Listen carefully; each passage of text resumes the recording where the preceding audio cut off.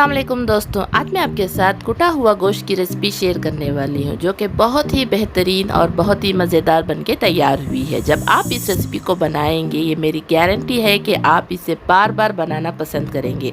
तो चलिए बनाना स्टार्ट करते हैं। देखते हैं हमें किन किन चीज़ों की ज़रूरत है।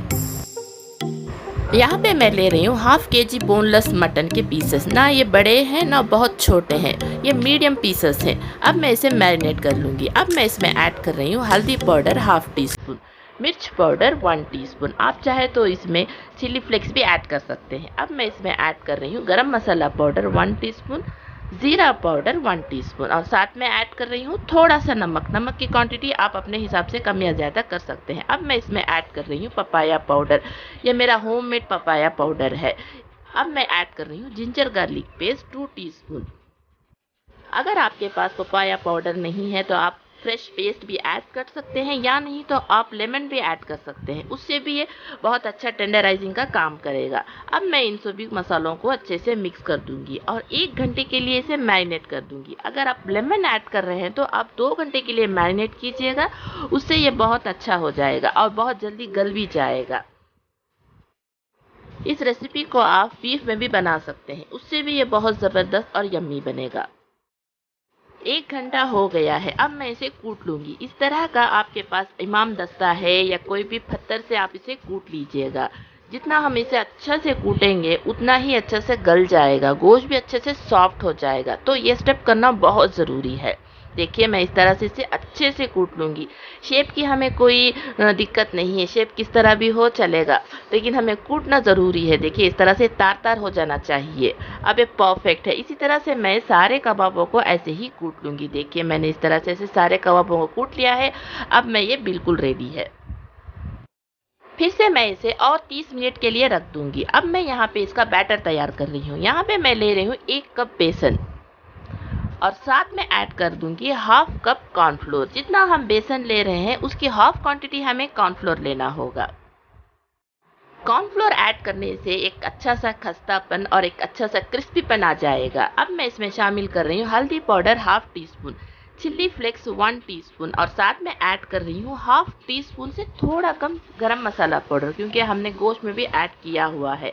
अब मैं इसमें शामिल कर रही हूँ ज़ीरा पाउडर 1 टीस्पून और साथ में ऐड कर दूंगी थोड़ा सा नमक। नमक आप अपने हिसाब से कम या ज़्यादा कर सकते हैं। हमने गोश्त में भी नमक ऐड किया हुआ है। अब मैं सारे ड्राई इंग्रेडिएंट्स को अच्छे से मिक्स कर दूंगी। सारी चीज़ों को अच्छे से मिक्स करने के बाद अब मैं इसमें शामिल कर दूंगी अंडा। अंडा ऐड करने से इसमें एक अच्छा सा टेस्ट आएगा और अच्छा सा क्रिस्पी भी बनेगा, तो ये ऐड करना बहुत ज़रूरी है। अक्सर मुझे लोग पूछते हैं कि अंडा क्यों ऐड करते हैं। अंडा अगर हम ऐड कर देंगे तो इस मीट के साथ ये बैटर अच्छे से बाइंड होके रहेगा, तो ये ऐड करना बहुत ज़रूरी है। अब मैं इसमें शामिल कर रही हूँ 2 टेबलस्पून ऑयल और इन सारी चीज़ों को मैं अच्छे से मिक्स कर दूंगी, इसमें कोई लम्स ना रहे। अच्छे से मिक्स करने के बाद अब मैं इसमें थोड़ा थोड़ा पानी ऐड करते हुए एक थिक सा बैटर बना लूँगी। देखिए अच्छे से मिक्स हो गया है, इसमें कोई लम्स भी नहीं है। अब मैं इसमें शामिल कर रही हूँ 2 टेबलस्पून ये तिक्का मसाला पाउडर। आप चाहे तो इसकी जगह पे 65 मसाला पाउडर भी ऐड कर सकते हैं, या चाहे तो इसे स्किप भी कर सकते हैं, ये ऑप्शनल है। देखिए अब ये परफेक्टली डन है। अब मैं इसे 10 मिनट के लिए इसे रेस्ट में रख दूँगी। 10 मिनट हो गया है, बैटर भी अच्छे से रेडी हो गया है और गोश्त भी अच्छे से मैरिनेट हो गया है। देखिए बैटर भी हमारा परफेक्टली डन है, इसमें कोई लम्स नहीं है और इसका थिकनेस भी आप देखिए ये रनिंग टाइप है।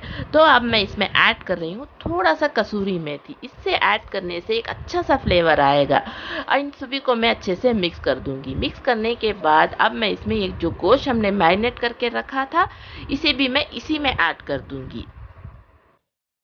दोनों चीज़ों को मैं अच्छे से मिक्स कर दूंगी। मिक्स करने के बाद इसे मैं फ्राई करूंगी। आप चाहे तो इसे अलग अलग भी रख सकते हैं, बैटर भी अलग रख सकते हैं, गोश्त भी अलग रख सकते हैं। आप इसे डिप करके भी इसे फ्राई कर सकते हैं, उससे भी ये ज़बरदस्ती बनता है। लेकिन मैं यहाँ पे इसे मिक्स कर दूंगी ताकि ये इवनली अच्छे से कोट हो सके। अब ये बिल्कुल रेडी है फ्राई करने के लिए। आप चाहे तो इसे रेस्ट के लिए भी रख सकते हैं 30 से 40 मिनट तक, लेकिन मैं यहाँ पे इसे अभी फ्राई कर रही हूँ। तो चलिए हम इसे फ्राई करते हैं। तो यहाँ पे मैंने तेल को अच्छे से गरम कर लिया है। तेल अच्छे से जब गरम हो जाएगा, मैं इस बैटर को इसमें से अच्छे से झाड़ के मैं इसे फ्राई करूंगी। फ्लेम यहाँ पे मैं इसकी हाई रख रही हूँ।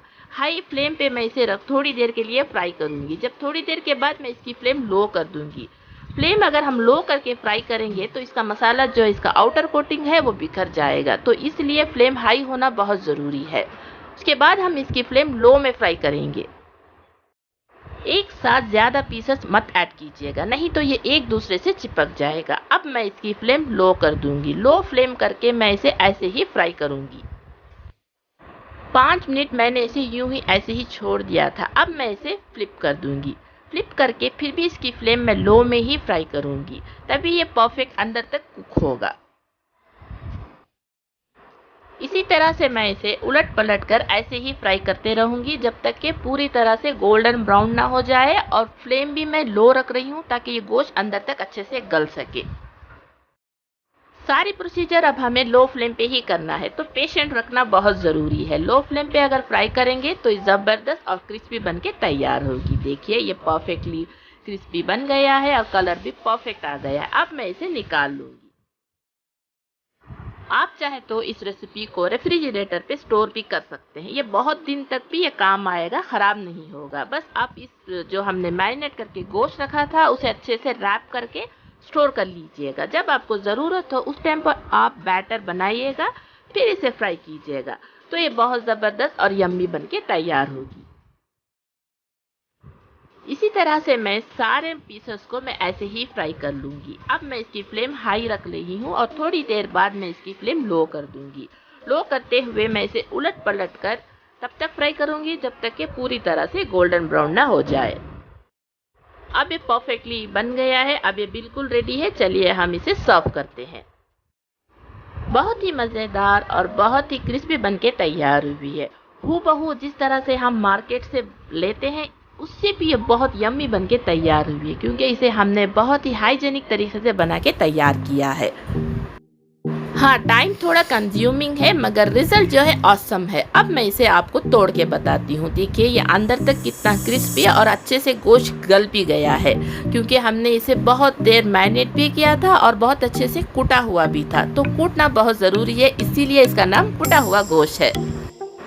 रेसिपी अच्छी लगी तो लाइक शेयर कमेंट कीजिए। अगर मेरे चैनल पे नए हैं तो मेरी हम्बल रिक्वेस्ट है सब्सक्राइब किए बिना मत जाइएगा। अल्लाह हाफिज़। दुआ में याद रखें। इंशाल्लाह मिलते हैं नेक्स्ट वीडियो पे। तब तक के लिए इजाज़त दीजिए।